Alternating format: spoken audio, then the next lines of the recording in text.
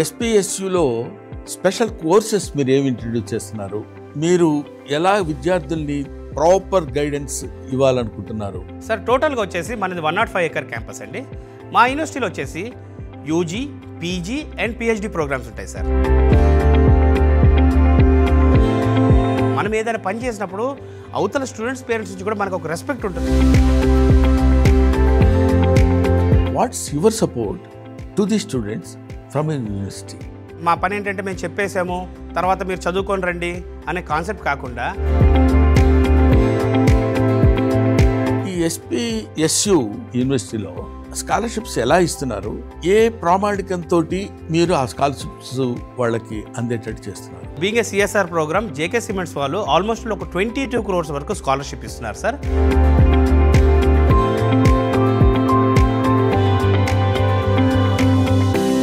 తెలుగు రాష్ట్రాల్లో బ్రహ్మాండమైన యూనివర్సిటీస్ ఉన్నాయి, స్టాండర్డ్ యూనివర్సిటీస్ ఉన్నాయి, పెద్ద పెద్ద ర్యాంక్స్ తెచ్చుకున్న యూనివర్సిటీస్ ఉన్నాయి. ఇవి వదులుకుని మీ యూనివర్సిటీకి ప్రత్యేకంగా రావడానికి what are the specialities of your university? ఎడ్యుకేషన్తో పాటు క్వాలిటీ ఆఫ్ లివింగ్ లైఫ్ ఏంటి, హాస్టల్ ఫెసిలిటీలో అనుకోండి లేకపోతే ఫుడ్లో అనుకోండి, ప్రతిదీ వాళ్ళ అందాల్సిన దాంట్లో ఖచ్చితంగా.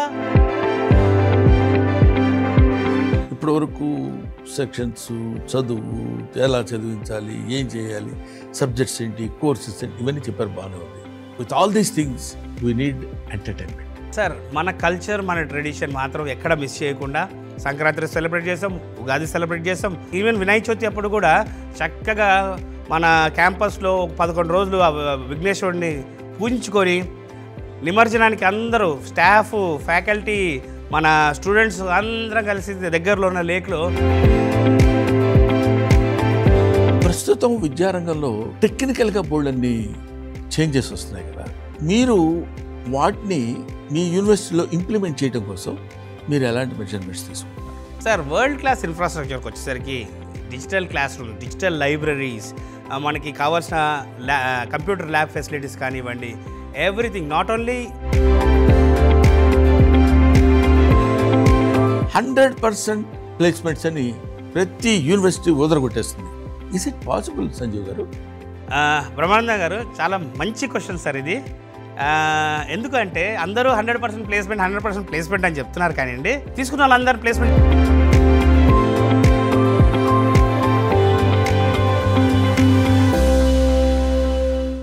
హలో సంజీవ్.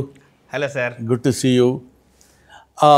ఈ మధ్య విద్యా సంస్థల్లో వస్తున్నటువంటి, విద్యారంగంలో వస్తున్నటువంటి మార్పుల గురించి మీరు మాట్లాడటం, మీ వీడియోస్ అన్ని చూశాను. చాలా హ్యాపీగా అనిపించింది, చాలా ఇన్ఫర్మేటివ్గా ఉంది. పర్టికులర్లీ సర్ పదంపత్ సింఘానియా యూనివర్సిటీకి సంబంధించి కొన్ని విషయాలు మీ దగ్గర తెలుసుకుందామని వచ్చాను. నా ద్వారా మా ప్రేక్షకులు కూడా తెలియపరచండి. Sir first of all thank you very much sir. మీలాంటి లెజెండరీ యాక్టరు, ఒక Guinness world record, Padmashri award winner, and పూర్వం మీరు లెక్చరర్గా ఉన్నారు. అంటే మీరు ఎంతోమంది పిల్లలకి పాఠాలు చెప్పడము, మీరు ఎప్పుడైతే మా యూనివర్సిటీని తెలుసుకొని నన్ను ఇన్వైట్ చేశారో నేను చాలా సంతోషపడ్డాను సార్. మీలాంటి అనుభవజ్ఞులు మీ ద్వారా మా యూనివర్సిటీని ఇంకా మన తెలుగు రాష్ట్రాల్లో ప్రజలకు చెప్పడానికి నాకు చాలా సంతోషంగా ఉంది sir. Thank you very much sir. ఎస్పీఎస్యులో స్పెషల్ కోర్సెస్ మీరు ఏమి ఇంట్రడ్యూస్ చేస్తున్నారు? మీరు ఎలా విద్యార్థుల్ని ప్రాపర్ గైడెన్స్ ఇవ్వాలనుకుంటున్నారు? పైగా జేకే సిమెంట్స్ వాళ్ళు నిర్వహిస్తున్నట్టు, అంటే వాళ్ళకి సంబంధించిన వ్యక్తులు నిర్వహిస్తుంది అంటున్నారు కదా. నాకు I want to know the speciality of the university. Sir Padampat Singhania university under CSR programme కింద 2007లో జేకే సిమెంట్స్ వాళ్ళు ఉదయ్పూర్, రాజస్థాన్లో ఎస్టాబ్లిష్ చేశారనమాట. ఈ పేరులోనే ఒక ప్రత్యేకత ఉంది. సర్ అనేది బిరుదండి. ఎలాగైతే భారతరత్న హయ్యెస్ట్ అవార్డు ఇస్తారో పదంపత్ సింఘానియా గారికి సర్ అనే బిరుదు బ్రిటిష్ గవర్నమెంట్ చేత ఇవ్వబడింది అనమాట. అండ్ యూనివర్సిటీ ఇంకోటి ఏంటంటే, ఈ జేకే ఫ్యామిలీ వాళ్ళే 1962లో ఐఐటి కాన్పూర్ ఎస్టాబ్లిష్ చేసిందే ఈ ఫ్యామిలీ. అండ్ పదంపత్ సింఘానియా గారు 15 సంవత్సరాలు చైర్మన్గా ఉన్నారు ఐఐటి కాన్పూర్కి. సార్ టోటల్గా వచ్చేసి మనది 105 ఎకర్ క్యాంపస్ అండి. మా యూనివర్సిటీలో వచ్చేసి UG, PG and PhD programmes ఉంటాయి సార్. ఎలా అంటే యూజీలో వచ్చేసి మా దగ్గర BBA LLB and BCA courses. And యూజీలో కూడా ఇంజనీరింగ్లో మా దగ్గర CSC, EC, mechanical, civil, biotechnology, bachelor of designing, BTech వచ్చేసరికి. And coming up to MTech, MBS and PhD courses మన యూనివర్సిటీలో ఆఫర్ చేస్తున్నాం అనమాట. ఐ థింక్ చాలా ఆశ్చర్యకరమైన విషయం ఏంటంటే తెలుగువాడు అయ్యుండి అడ్మిషన్ డైరెక్టర్గా ఈ యూనివర్సిటీలో నువ్వు ఎలా పోస్ట్ సంపాదించుకోగలిగావు? సార్ నేను ఈ యూనివర్సిటీకి దాదాపుగా ఇది నాది 10th ఇయర్ అండి. 9 years నేను ఛానల్ పార్ట్నర్గా ఉన్నాను. దీనికన్నా ముందు ఎన్నో యూనివర్సిటీస్, ఎలాగైతే నా బీటెక్ నేను చెన్నైలో కంప్లీట్ చేశాను చెప్పాను, నా బీటెక్ అయిపోయిన తర్వాత అనేకమైన టాప్ మోస్ట్ కాలేజెస్కి నేను కన్సల్టింగ్ చేశాను అక్కడ. సో అక్కడ కన్సల్టింగ్ చేస్తున్న సమయంలో నేను అబ్జర్వ్ చేసింది ఏంటంటే, పిల్లలు బాగా చదివితే మేము చదివించామంటున్నారు, పిల్లలు బాగా చదవకపోతే మీ పిల్లలు బాగా చదవకపోతే మమ్మల్ని ఏం చేయమంటాం అన్న పరిస్థితిలోకి ఎడ్యుకేషన్ సిస్టమ్ వచ్చేసింది.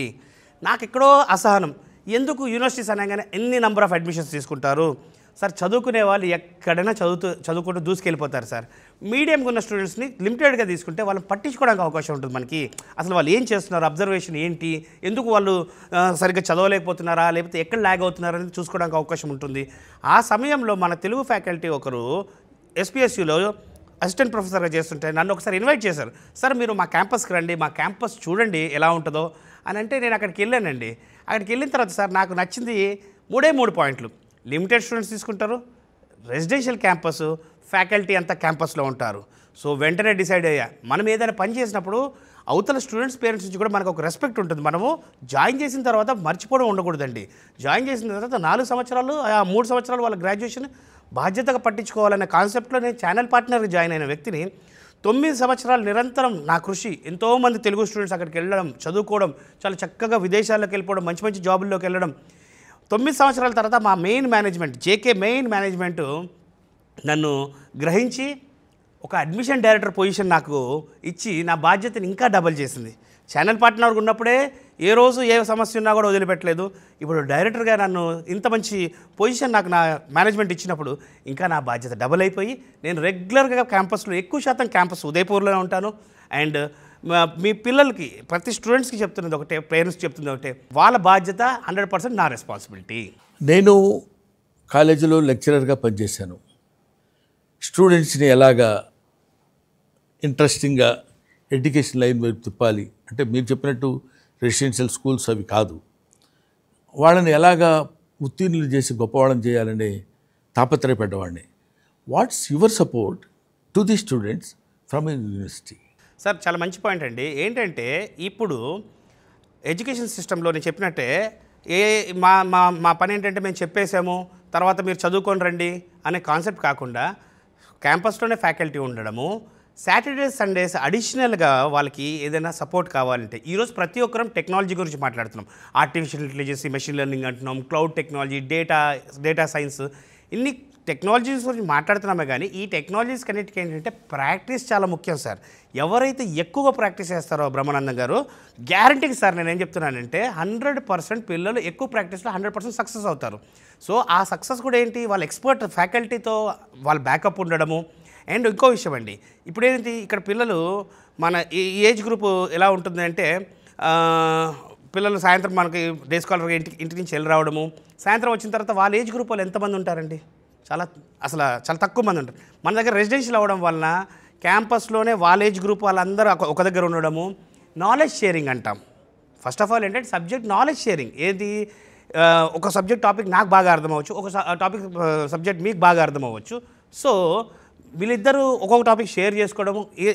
ఒకవేళ అప్పుడు కూడా క్లారిటీ రానప్పుడు Saturday Sunday faculty additional support తీసుకోవడం అనేది మన యూనివర్సిటీ నుంచి బ్రహ్మాండంగా ఉంటుందండి.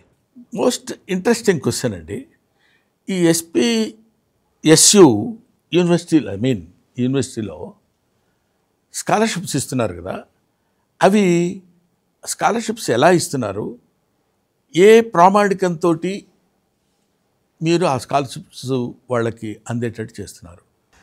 Being a CSR program, JK cements వాళ్ళు ఆల్మోస్ట్ ఒక 22 crores వరకు స్కాలర్షిప్ ఇస్తున్నారు సార్.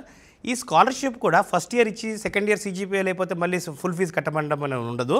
4 years సేమ్ స్కాలర్షిప్ ఉంటుంది. అండ్ మెరిటోరియస్ స్కాలర్షిప్ అంటాం అనమాట. ఇది స్టూడెంట్స్కి ఎవరికైనా, స్టూడెంట్స్కి 10th or ఇంటర్మీడియట్లో 90 above ఉందంటే స్ట్రైట్ అవే 60% స్కాలర్షిప్. 80 to 90 మధ్యలో ఉంది స్టూడెంట్స్కి ఎవరికైనా 10th or ఇంటర్లో 50% స్కాలర్షిప్. లేదు 60-80 మినిమం మన దగ్గర ఏంటంటే 60% మినిమం ఉండాలి. 60-80 మధ్యలో ఉంది అంటే 40% స్కాలర్షిప్ ఫర్ 4 years ఉంటుందండి. సో అందువల్ల మనది చాలా తక్కువ ఫీజుల్లో యూనివర్సిటీ ఇన్ని ఫెసిలిటీస్ సిఎస్ఆర్ ప్రోగ్రామ్ కింద జేకే స్పాన్సర్ చేస్తుంది కాబట్టి రన్ చేయగలుగుతున్నాం సార్. మోరోవర్ జేకే వాళ్ళు అంత 22 crores of rupees for the students as scholarships అంటే అప్రిషియేట్ చేయాల్సిన విషయం. సంజీవ్ గారు, తెలుగు రాష్ట్రాల్లో బ్రహ్మాండమైన యూనివర్సిటీస్ ఉన్నాయి, స్టాండర్డ్ యూనివర్సిటీస్ ఉన్నాయి, పెద్ద పెద్ద ర్యాంక్స్ తెచ్చుకున్న యూనివర్సిటీస్ ఉన్నాయి. ఇవి వదులుకుని మీ యూనివర్సిటీకి ప్రత్యేకంగా రావడానికి what are the specialities of your university? Sir చాలా మంచి ప్రశ్న సార్. ఇది ఏంటంటే నేను అంటుంది, నాకు ఏ యూనివర్సిటీస్ కూడా అన్ని యూనివర్సిటీస్ అంటే అన్ని యూనివర్సిటీస్ స్టాండర్డ్, ఇప్పుడైతే యూనివర్సిటీ స్టాండర్డ్స్ వస్తాయో ఆల్ ఫెసిలిటీస్ ఉంటేనే యూనివర్సిటీ స్టాండర్డ్స్ వస్తాయి. కానీ యూనివర్సిటీస్ అనేసరికి ఏమవుతుంది, 5,000 మంది నుంచి 20,000 మందిని స్టూడెంట్స్ని, అంటే I'm talking about the students 5,000 to 10,000 వరకు ఒక్కొక్క యూనివర్సిటీ తీసుకుంటే, when the number increases, when there is a large number of students in a group in a university, వాళ్ళకి ఎప్పుడు చూసినా ఎడ్యుకేషన్ ఒకటే కాదు సార్, ఎడ్యుకేషన్తో పాటు క్వాలిటీ ఆఫ్ లివింగ్ లైఫ్ ఏంటి, హాస్టల్ ఫెసిలిటీలో అనుకోండి, లేకపోతే ఫుడ్లో అనుకోండి, ప్రతిదీ వాళ్ళు అందాల్సిన దాంట్లో ఖచ్చితంగా అన్లిమిటెడ్ సీట్స్ ఉంటే పిల్లలకి 100% ఉండదు. బట్ వేరేస్ మన దగ్గర లిమిటెడ్ స్టూడెంట్స్ తీసుకొని రెసిడెన్షియల్ క్యాంపస్ సార్, ఈరోజు బాధగా చెప్తున్నాను సార్, పిల్లల్ని మనం ఏదో అవుతారని చెప్పి బయటికో లేదు ఇక్కడ లోకల్లో కూడా వాళ్ళు డైలీ ఇంటి నుంచి వెళ్ళొచ్చినా కూడా సేఫ్టీ లేదు సార్. ఎందుకంటే వాళ్ళు కాలేజ్కి వెళ్తున్నారా, బయటికి వెళ్తున్నారా, పేరెంట్స్ ప్రతిరోజు కాలేజ్కి కూడా వెళ్ళలేరండి. ఏజ్ వచ్చేసి జెన్జీ జనరేషన్లో ఎలా ఉన్నారంటే పిల్లలు, తర్వాత కష్టపడదాం, నెక్స్ట్ ఇయర్ చదువుదాం, నెక్స్ట్ సెమిస్టర్ చదువుదాం, నెక్స్ట్ సెమిస్టర్ లాస్ట్కి వచ్చేసరికి చదువుకున్న వాళ్ళేమో ఎప్పుడూ CGPL మెయింటైన్ చేసుకుంటూ వాళ్ళతో ప్రాబ్లం ఉండదు. మెజారిటీ స్టూడెంట్స్ ఏమైపోతుందంటే బీటెక్లో బ్యాక్లాగ్స్ అండి, బీటెక్లో డ్రాప్ అవుట్స్, లేదు బాబోయ్ ఈ బీటెక్ మాకు భారం అయిపోయింది, మేము చదవలేము, లేదు మేము చేయలేమని. పేరెంట్స్ ఏమనుకుంటున్నారు, అరే మా వాళ్ళు ఎక్కడో బయట రాష్ట్రాలకు వెళ్ళి బాగా చదువుతున్నారు, కానీ వాళ్ళు బయట రూములు తీసుకొని ఆ కాలేజీలకు వెళ్ళకుండా ఎందుకు? నా స్వార్థం ఏంటంటే, ఒక తెలుగువాడిగా 10 సంవత్సరాల నుంచి యూనివర్సిటీ నేను నమ్ముకుంది ఏంటంటే, మనం పిల్లల్ని పంపిస్తే ఫ్యామిలీగా ఫ్యాకల్టీస్ అందరు క్యాంపస్లో ఉండి, అంటే mother father even vice chancellor కూడా క్యాంపస్లో ఉంటారండి. మదర్ ఫాదర్ ఉంటే ఎంత జాగ్రత్తగా ఉంటుందో ఒక ఇల్లు, అంత సేఫ్టీ వైజ్గా ఫస్ట్ ప్రయారిటీ నేను ఇచ్చాను. సో మన యూనివర్సిటీలో సేఫ్టీ కన్సర్న్స్ చాలా ఎక్కువ ఉంటాయి. ప్లస్ లిమిటెడ్ స్టూడెంట్స్ ఎప్పుడైతే తీసుకుంటామో అందరికీ కూడా వాళ్ళకి రావాల్సిన quality of education, quality of living style, everything can be taking care. ఎవరైనా పిల్లలు ల్యాగ్ అవుతుంటే, if they are not able to cope up with their technical course, we can take care అండి. సంజీవ్ గారు, ఇంకో క్వశ్చన్. జనరల్గా స్టేట్ టు స్టేట్ మారుతున్నప్పుడు food habits కూడా మారుతాయి. తెలుగు రాష్ట్రాల్లో తీసుకునే ఫుడ్ వేరు, నార్త్లో తీసుకునే ఫుడ్ వేరు. అక్కడ మీరు మీ యూనివర్సిటీలో మా తెలుగు పిల్లలు చేరాలంటే ఫుడ్ ఫెసిలిటీస్ మీరు ఎలా సమకూరుస్తున్నారు, మీరు ఏ రకమైన మెజర్మెంట్స్ తీసుకుంటున్నారు, వాటి గురించి అదొకసారి చెప్పండి. తప్పకుండా సార్. పేరెంట్స్ కానీ స్టూడెంట్స్ నుంచి ఫస్ట్ వచ్చేదే మాకు ఫుడ్ గురించి ఎలా ఉంటుంది, మన సౌత్ ఇండియన్ ఫుడ్ దొరుకుతుందా అక్కడ, పిల్లలకి వాతావరణం ఎలా ఉంటుంది. అండ్ స్టూడెంట్సే ఫుడ్ కమిటీ మెంబర్స్గా ఉంటారు. సో స్టూడెంట్సే ఫుడ్ కమిటీ మెంబర్స్గా ఉన్నప్పుడు ఏమవుతుందంటే, వాళ్ళు డిజైన్ చేస్తారు ఈ మంత్లీ ఏం ఫుడ్ తినాలి, ఏంటి, మార్నింగ్ బ్రేక్ఫాస్ట్కి ఏం కావాలి, మధ్యాహ్నం మీల్కి ఏం కావాలి, ఈవినింగ్ స్నాక్కి ఏం కావాలి, నైట్ డిన్నర్కి ఏం కావాలి. So according to student interest ప్రకారమే మన మెనూ అనేది స్టూడెంట్స్ కమిటీ ఏదైతే డిసైడ్ చేస్తుందో అదే మెనూ మనం ఎవ్రీ మంత్ తయారు చేస్తాం సార్. రాజస్థాన్ పేరు చెప్తే అది పెద్ద ఎడారి ప్రాంతం, అక్కడ భయంకరమైన వేడిగా ఉంటుంది. అక్కడికి వచ్చి మా తెలుగు స్టేట్స్ నుంచి వచ్చిన పిల్లలు అక్కడ ఎలా తట్టుకోగలరు, వాళ్ళు ఎలాగ అక్కడ సర్వైవ్ అవ్వగలరు, ఈ కొన్ని మాకున్న డౌట్స్ మాకుంటాయి. అవి మీరు ఎలా క్లియర్ చేస్తారు సార్? రాజస్థాన్ ఈజ్ ద ఇండియాలోనే బిగ్గెస్ట్ స్టేట్ వచ్చి రాజస్థాన్ సార్. మనం సౌత్ పార్ట్ ఆఫ్ రాజస్థాన్లో ఉంటాం. మీకు జైపూర్, జైసల్మేర్ అవన్నీ నార్త్ సైడ్ కొంచెం ఎండలు ఎక్కువగా ఉంటాయి. బట్ మన సౌత్ పార్ట్ ఆఫ్ రాజస్థాన్, దీన్ని ఏమంటారంటే కాశ్మీర్ ఆఫ్ రాజస్థాన్ అంటారనమాట. సో వింటర్ సీజన్ వచ్చిందంటే ఆల్మోస్ట్ ఆల్ 8 to 10 degrees వరకు చలి ఉంటుంది. Udaipur is called city of lakes sir. May, June and July 2nd week 2.5 months ఎప్పుడైతే కోర్ సమ్మర్ ఉంటుంది అక్కడ పిల్లలకి సమ్మర్ హాలిడేస్ ఉంటాయి. సో అప్పుడు వాళ్ళ హోమ్ టౌన్లోనే ఉంటారు సార్ పిల్లలు. సో ఎండ వేడి అని భయపడాల్సిన అవసరం లేదు. మొన్న వార్ జోన్లో కూడా ఏదో ఆల్మోస్ట్ ఆల్ బార్డర్కి పాకిస్తాన్ బార్డర్కి 800 to 900 కిలోమీటర్స్ డిస్టెన్స్లో ఉంటాం ఇది. సో ఎటువంటి అపోహలు అంటే రాజస్థాన్ అంటే వంటలు ఎడారి అని కాదు. Udaipur is a south part of Rajasthan. Gujarat Ahmedabad దగ్గరగా ఉంటుంది. So climatic conditions are really very good అండి. ఇక్కడ మోస్ట్ ఇంట్రెస్టింగ్ క్వశ్చన్ ఏంటంటే సంజీవ్ గారు, పిల్లలు చదువుటానికి వెళుతున్నారు, ఏ కాలేజీలో జాయిన్ చేసినా, యూనివర్సిటీలో చేసినా, స్కూల్స్లో చేసినా, వాళ్ళకి మార్కులు ఎన్ని వచ్చాయి, ఎంత పర్సంటేజ్ వచ్చింది, యూనివర్సిటీ ఫస్టా, డిస్టింక్షనా, ఇంకా ఏంటి ఎలా చదవాలని they are giving much importance to marks. అలాంటి మార్క్స్ తెచ్చుకోవడం కోసం పిల్లల్ని మీరు ఏ విధంగా ట్రీట్ చేస్తారు, ఏ విధమైన స్పెషల్ గైడెన్స్ తీసుకుంటారు అది చెప్పండి. సార్ ఇప్పుడు ఏదైతే మీకు ఇండస్ట్రీ ఓరియంటెడ్ కరికులం చెప్పాను, తర్వాత ఇండస్ట్రీ పార్ట్నర్షిప్స్ లైక్ ఎల్ఎన్టీ కానివ్వండి, జీబియా కానివ్వండి, ఈ అన్ని ఆల్ ఆస్పెక్ట్స్లో మనము పిల్లలకి ది బెస్ట్ అంటే వాళ్ళ మీద ప్రెషర్ లేకుండా, నేను కరికులం కూడా చెప్పాను, ఇండస్ట్రీ కరికులం ఏదైతే చెప్పాను, ప్రెషర్ లేకుండా మనము ఇవన్నీ ఇస్తున్నాము. కానీ ఇక్కడ గ్రాడ్యుయేషన్కి వచ్చేసరికి పిల్లలు వాళ్ళు సొంతంగా చదువుకోవాలి. యూనివర్సిటీ అనేది ఒక ప్లాట్ఫామ్ ఇస్తుంది.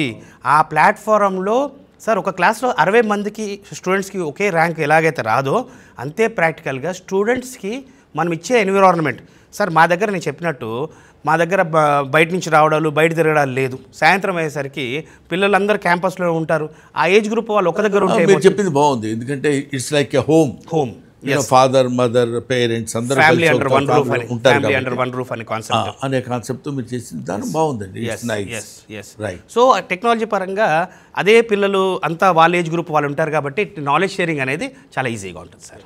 సంజీవ్ గారు, ఇది నేను మెన్షన్ చేయొచ్చో లేదో తెలియదు కానీ from the beginning north south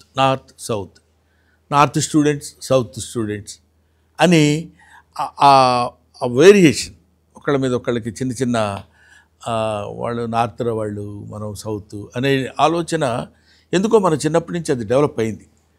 అలాంటి లేకుండా we are all one, we are all Indians, we are all students of Indians అనే విధంగా చేయడానికి మీరు ఏమైనా చేస్తున్నారా? More most dangerous thing in all universities what I have observed recently, చాలా దారుణమైంది ఏంటంటే the devil of ragging.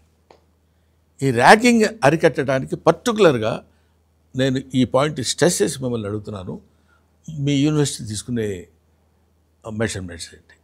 Sir anti ragging cells ఉంటాయి సార్ మన దగ్గర. ఈ రోజు వరకు కూడా 2007 నుంచి స్థాపించి ఈ రోజు వరకు కూడా మన క్యాంపస్లో ఒక్క ర్యాగింగ్ కంప్లైంట్ కూడా అంటే ఆ ఎన్విరాన్మెంటే లేదు సార్.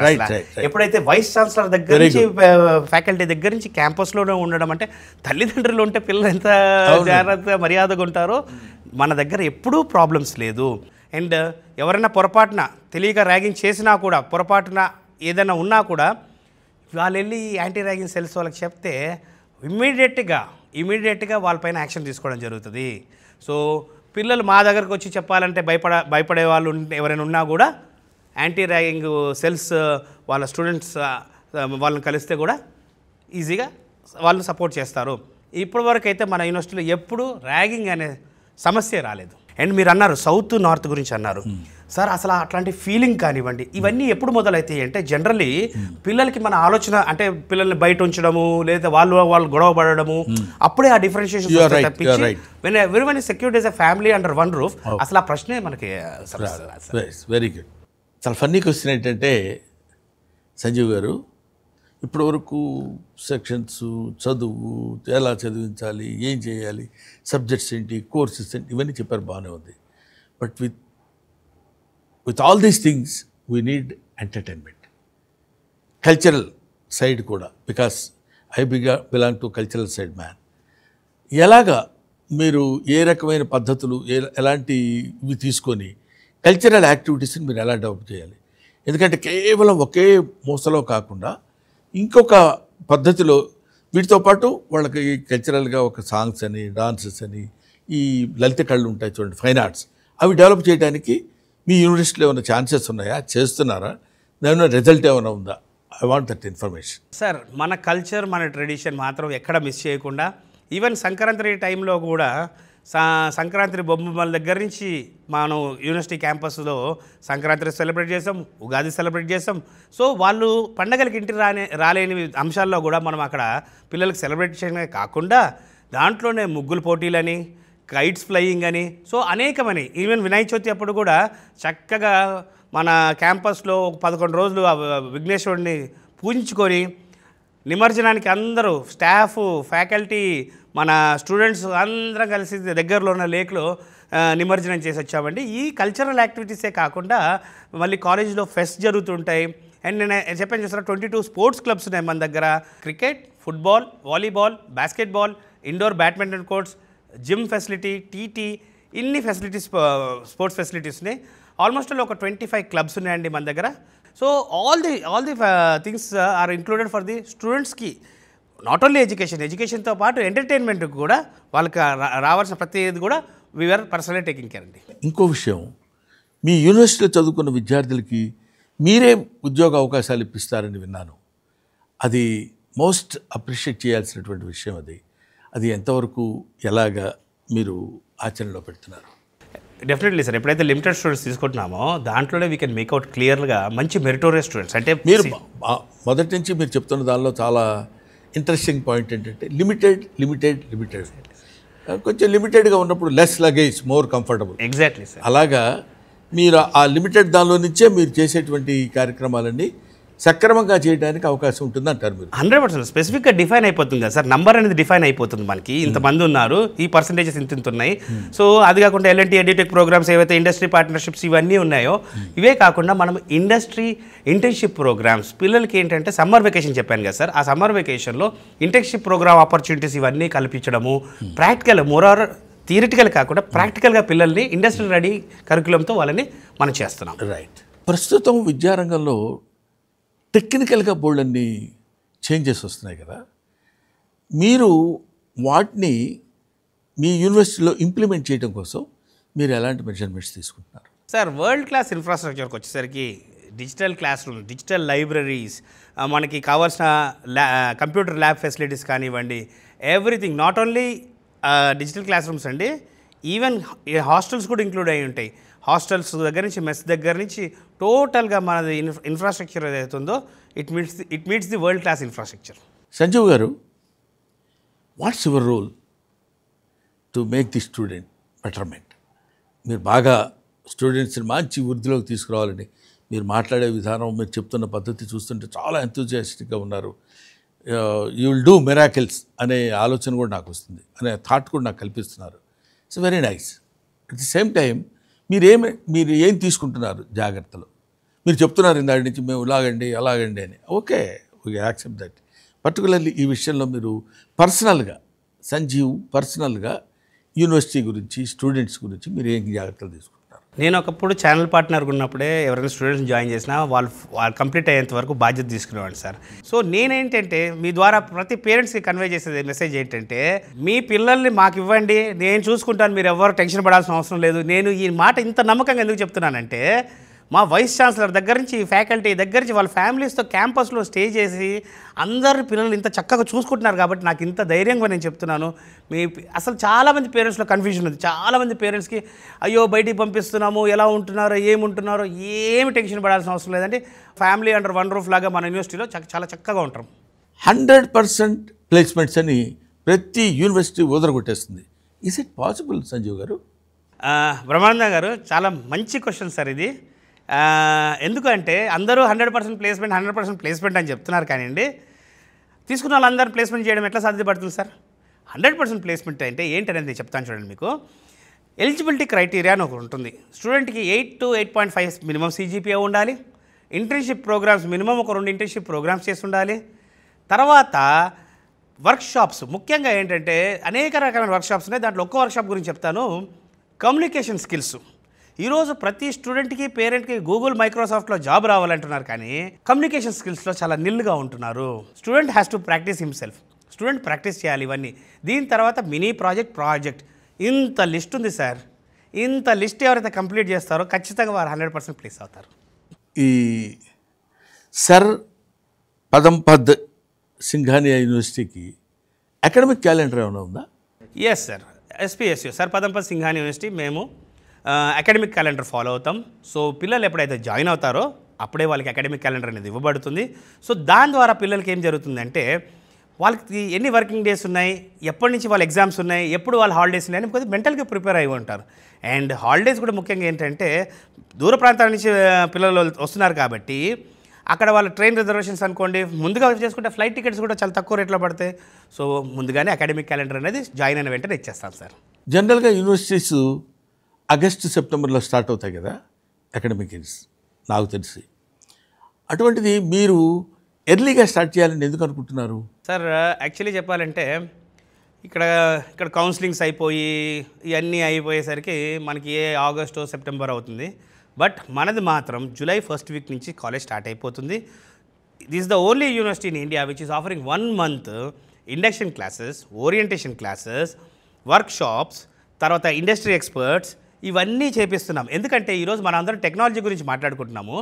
కానీ ఈ టెక్నాలజీ అనేది ఎవరు ఫస్ట్ తెలుసుకోవాలంటే స్టూడెంట్ తెలుసుకోవాలి. ఒక 1 month కనుక ఈ ప్రాక్టీస్ అంతా చేపిస్తే తను తీసుకున్న కోర్స్, తను ఏదైతే ఎంచుకున్నాడో కోర్స్, ఈరోజు వాళ్ళ బ్రదర్ చెప్పాడనో వాళ్ళ రిలేటివ్స్ చెప్పారనో ఒక కోర్స్ ఎంచుకుంటున్నారు. కానీ 1 month వాళ్ళు అక్కడికి వచ్చి ఎక్స్పీరియన్స్ చేస్తే they will understand what course they are going to study. If any changes కావాలంటే కూడా వాళ్ళు ఇంటర్నల్గా కోర్స్ అనేది చేంజ్ చేసుకోవడానికి ఆపర్చునిటీ ఉంటుంది వాళ్ళ బ్రైట్ ఫ్యూచర్ కోసం. యూనివర్సిటీలో హాస్టల్ ఫెసిలిటీస్ గురించి చెప్పండి సార్. మా క్యాంపస్లో ఒకే టైప్ హాస్టల్స్ ఉంటాయి సార్. అందరు కూడా 2 sharing మాత్రమే ఉంటుంది. పర్ రూమ్ 2 sharing మాత్రమే స్టూడెంట్స్కి. సో 2 sharing అంటే ఒక ఫ్యాన్ ఒక లైట్ వేసి పక్కపక్కన 2 బెడ్లు వేస్తే సరిపోతాయి. కానీ జేకే వాళ్ళు ఎలా ఆలోచించారంటే ఆ ఏజ్లో పిల్లలు ఒకరు ఫ్యాన్ కావాలంటారు, ఒకరు వద్దనొచ్చు, ఒకరు లైట్ వేసుకొని చదువుకోవాలంటారు, ఒకరు నిద్రపోవాలనొచ్చు. సో రూమ్లోకి ఎంటర్ కాగానే 5 feet వాల్ పార్టీషన్ ఉంటుంది. ఆపోజిట్ బెడ్స్ ఉంటాయి సపరేట్. ఎవరు ఫ్యాన్ వాళ్ళకి, ఎవరు లైట్ వాళ్ళకి, ఎవరు కబోర్డ్ వాళ్ళకి, ఎవరు విండో వాళ్ళకి సపరేట్గా ఈ ఫెసిలిటీ ఉంది సార్. వాష్రూమ్స్ వచ్చేసి ఎవ్రీ 5 rooms కామన్ వాష్రూమ్స్ ఉంటాయి. ఎందుకు అంటే పిల్లలు జనరల్ చెప్పాలంటే పిల్లలు ఆ ఏజ్లో హైజీనిక్ మెయింటైన్ చేయరు కాబట్టి బయట కామన్గా ఉండి మా సూపర్వైజర్స్ దాన్ని మెయింటైన్ చేస్తూ ఉంటారు.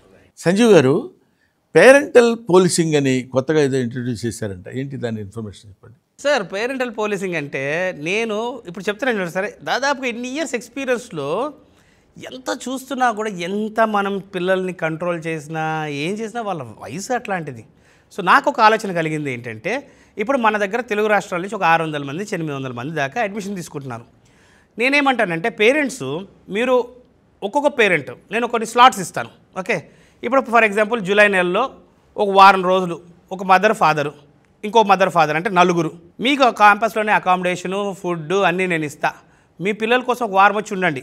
వారం వచ్చిన రోజు మీ అబ్బాయిని చూడమని చెప్పట్లా, అందరు పిల్లల్ని చూడండి. అసలు కాలేజ్ అయిపోయినాక ఏం చేస్తున్నారు, మేమెంత రూల్స్ పెట్టినా ఏమైనా తప్పు చేస్తుంటే మీరు ఒక తల్లిదండ్రులుగా వాళ్ళని అడగచ్చు, ఏంటమ్మా ఇది ఏంటి విషయం. అలా కాకుండా ఫుడ్ బాగోకపోతే కూడా మీరు మాకు డైరెక్ట్గా ఏం ఫుడ్ పెడుతున్నాము, అక్కడ ఏం క్వాలిటీ ఫుడ్ పెడుతున్నాము అంటే 24 గంటలు 365 days పేరెంట్ పోలీసింగ్, ఒక తల్లిదండ్రుల యొక్క పర్యవేక్షణలో ఒక యూనివర్సిటీ ఆలోచన అనేది ఫస్ట్ టైం ఇన్ ఇండియా. ఎస్పీఎస్యూకి నేను చెప్పడము మా వీసీ సార్కి, ఆయన చాలా బాగుంది ఈ ఆలోచన. ఎందుకంటే పేరెంట్స్ సమక్షంలోనే యూనివర్సిటీ రన్ అవుతుంది కదా సార్. సో ఆ ఆలోచనకి ఓకే చేయడము, ఈ ఇయర్ నుంచి పేరెంట్ పోలీసింగ్ ఇన్వాల్వ్ చేస్తాము. సో నేనంటున్నా ఈ 600 నుంచి 800 మంది పేరెంట్స్ ఎప్పుడు వాళ్ళు వీలుంటే ఒక్క వారం మనం లిస్ట్ ఇస్తాము. లిస్ట్ ప్రకారం 1 week వచ్చి క్యాంపస్లో ఉంటే అన్ని ఫెసిలిటీస్ మనమే చూసుకొని ఒక పేరెంట్ పోలీసింగ్కి పాలసీని ఇంట్రడ్యూస్ చేయాలని చెప్పి నా కోరిక సార్. వెరీ గుడ్ సంజీవ్, చాలా హ్యాపీగా ఉంది. My happiness news no bounds.